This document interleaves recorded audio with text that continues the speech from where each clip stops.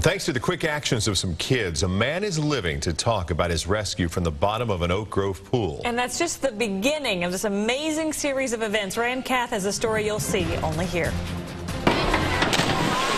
How many times did you make up games at the pool as a kid, never giving much thought to how quickly things can go wrong? I could see underwater that his face was all purple. Back in July, 11-year-old Crichton Hill and 9-year-old Stephen Romines were playing a game called Amazing Catches at this Oak Grove pool. But it was an amazing save that's still being talked about today. I just feel proud of myself. Stephen's older cousin Tyler Birdsong, an athletic 22-year-old, wanted to impress the younger kids.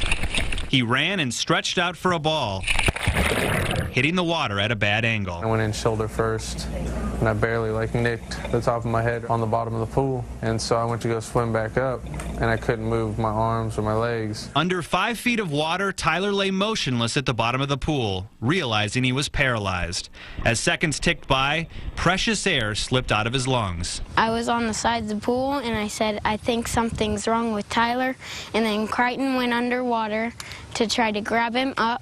And then he came up and he said, Stephen, I need help. In water over their heads, the boys struggled to lift 230 pounds of dead weight, more than the two of them combined. After a little while, I made peace with it. I was like, this is really how I'm going to die. After 2 to 3 minutes, the boys finally managed to get Tyler's head above the water, but his chances didn't look good. I was thinking he wasn't really going to live. I thought he was going to pass away.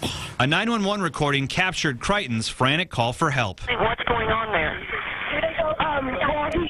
He was diving and then somehow he hit his neck somewhere, I guess, and then his neck broke. Okay, I've got EMS coming. Okay, thank you. Thank you so much. There was a nurse who happened to be at the pool that day, and once she realized what was going on, she told the boys to leave Tyler in the water until the ambulance got here, knowing that if they tried to drag him out, it could permanently damage his spinal cord. That was kind of awesome that she was there. Despite taking a lot of water in his lungs, Tyler survived. Doctors told him he'd fractured 3 vertebrae in his neck and probably wouldn't walk again. But 3 days after the accident, another amazing thing happened. He woke up and started moving his feet. Nurses were coming from all over the hospital, just stopping by. I heard about your story. I had to come. Before long, the feeling started returning to his arms and hands as he conquered each rehab hurdle. And so, less than a month after lying paralyzed at the bottom of a pool, Tyler walked out of Mid-America Rehab Hospital with his parents. I can't even describe it to you. I'm going to take him home. It was a chain of events that saved my son's life, and I can never say thank you enough to those people. So God was with us that day. God was with us. Crichton and Stephen say a higher power must have given them the strength to pull it off. Tyler can't think of any other explanation. So I don't know how they did it, but it's just amazing. And I could never thank them enough. The prayers must have reached somewhere because, I mean, God must have been looking out for me. That's all I can say.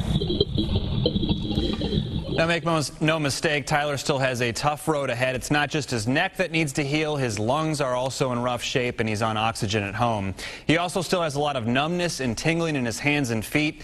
Tyler and his family are looking at about a year of rehab before life hopefully gets back to normal. But, Chris DeMark, you think about this, just where he was less than 2 months ago, lying at the bottom of that pool, and where he is now. And if either one of those kids had just thought he was playing and waited a little longer, or that nurse hadn't been there, what would have happened? You know, you heard his mom talk about this chain of events. I mean, there was so much serendipity, or whatever you want to call it, involved in this story. Wow. Oh, absolutely. Just amazing. They are heroes. Thanks, Ryan. Pretty cool.